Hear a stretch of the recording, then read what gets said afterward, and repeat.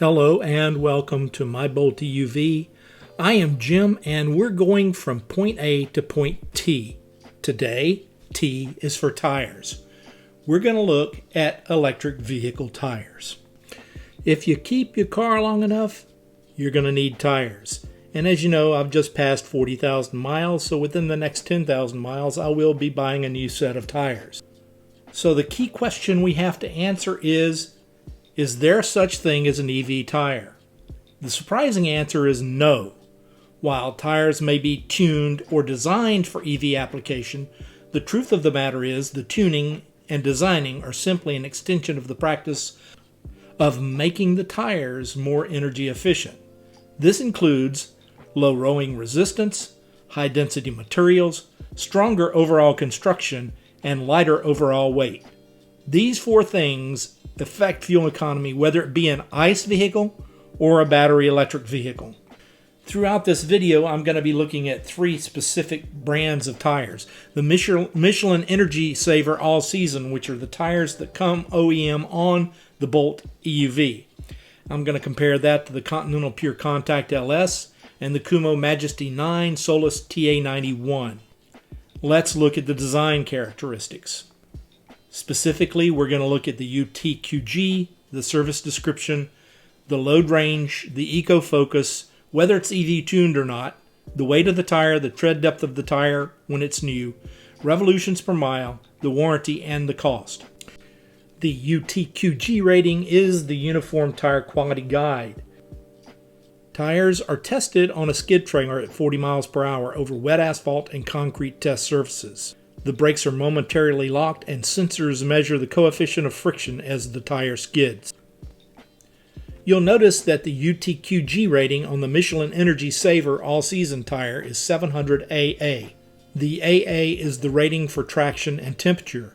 The Continental Pure Contact has a 560 AA and A rating for traction and temperature, while the Kumho Majesty Solus TA91 is 480 BB, which means it's a very soft tire. The surface description is also known as the Tire Load Index. The Michelin Energy Saver All Season has a 91H rating. H is the speed rating. For the Continental Pure Contact, it's Q, and for the Kumho Majesty, it's V. The number, surprisingly, is the load rating.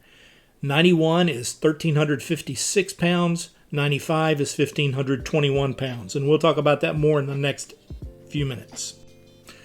The load range is very similar to the load rating, but in this case, it's given a letter. The Michelin Energy Saver All Season tires are SL rated, while the Continental Pure Contact and Kumho are both XL rated. The SL rating means it's rated for 1,356 pounds, while the XL rating is 1,521 pounds. Which begs the question, why did they put an SL rated tire on the Bolt EUV? I don't know. We're going to get into the question as to whether a tire should be EV tuned or not when you're putting it on an electric vehicle. An electric vehicle uses a battery instead of fossil fuel for power and is oftentimes heavier than the ICE equivalent. And among other traits like upfront torque and one-pedal driving performs somewhat differently than a traditional ICE car. The demands of the cars alongside the desire of vehicle manufacturers to strive for the longest possible distance on a charge has led to tire companies prioritizing two main attributes, and that is low rolling resistance and, thanks to mostly silent power plants, noise comfort. So when a tire is EV tuned, that tends to mean that it's going to be a lot quieter than those that are not.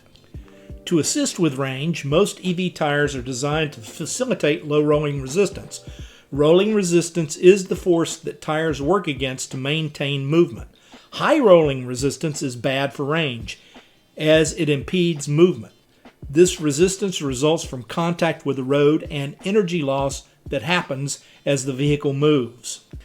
Low rolling resistance is achieved through design elements like tread pattern and materials such as the tread compound, the gauge and thickness of the rubber, materials used for the belts and casing, the sidewall rubber, and much more. In addition, an ideal EV tire will be narrower, thinner, and more aerodynamic, with a specialized tread pattern. These features all work together for lower rolling resistance. Lower rolling resistance tires have been around for a while, as they have been designed to improve fuel economy in ICE cars. So nothing is new about lower rolling resistance. Now the key question that we come to is, do I have to use an EV tire on my EV? Well, the short answer is no. Not only can you use an ICE tire on an EV, in many cases it may be a preferable option. EV tires have specific characteristics to carry the load of the vehicle and achieve the best possible range per charge. But in many cases, the loss in range when using an ICE tire is minor, and the potential advantages in other characteristics like wet braking or winter performance may be worth the exchange. Also keep in mind there is a much wider variety of ICE tires, even if it's simply an aesthetic issue of liking the way one tire looks over another. Having an option may be worth it to you. So now let me break this down for you like this. Picking an EV tire for me comes down to 5 key things: tire size and compatibility, range, traction and grip, noise and comfort, and then most importantly, price and value. I've prepared a 10-section checklist for me to go over these things in a little more detail. Tire size and compatibility, of course, they must be the OEM size and have an eco focus, but not necessarily be EV tuned. The range, they must have a comparable rolling resistance as the OEM tire. I'm willing to sacrifice 5 to 8% range for performance, and that's wet performance. Traction and grip must be equal to or better than the OEM tire. Noise and comfort. They must not produce excessive road noise, and keep in mind most all-season radials do not produce a lot of road noise. Again, back to the traction and grip thing, wet performance. It must have as good or better performance than the OEM tire. I've put snow performance on here, but for me it does not matter because I live in Florida. Sidewalls must be able to handle the weight of the car and be equal to or better than the OEM tire. So basically what I'm saying there is the OEM tire is an SL rated tire, so any SL rated or XL rated tire will be equal to or better than the OEM tire. Coming down to the top 3 for me, it's price, warranty, and point of origin. The price must be less expensive than the OEM tire by at least 25%.